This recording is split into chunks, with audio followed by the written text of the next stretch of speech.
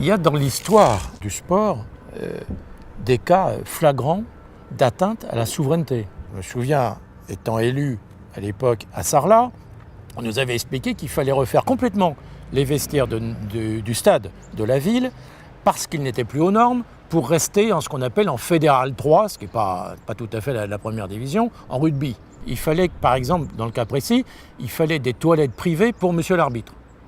Alors, donc il fallait tout casser, vestiaires pour avec des sanitaires pour l'équipe visiteuse, pour l'équipe qui était sur place, pour l'arbitre. Enfin, vous imaginez le coût, ça a dû être quelque chose comme 60 000 € qu'on a dû voter. Alors, il existe bien une commission avec les représentants des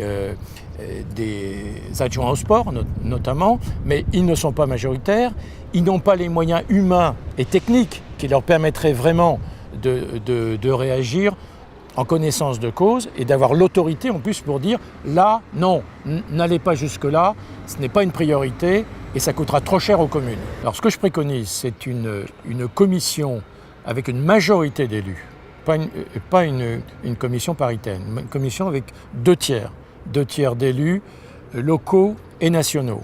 Et cette commission devra viser et valider toutes les modifications de règles sportives ayant des conséquences pour les finances locales. Donc, vous donnez toute autorité à cette commission, y compris lui donner des moyens financiers et matériels, parce qu'il faut des hommes, des techniciens pour être capables de dire pourquoi il n'est pas indispensable de prévoir telle ou telle norme pour un tapis de sol dans un gymnase, ou pourquoi un terrain de foot peut avoir telle dimension et telles enceintes, etc. Enfin, toutes les normes à la fois de sécurité sportive, ça me paraît très important. C'est la volonté politique.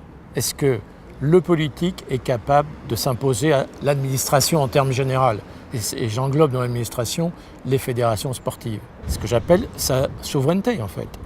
Et ça, c'est la souveraineté du peuple.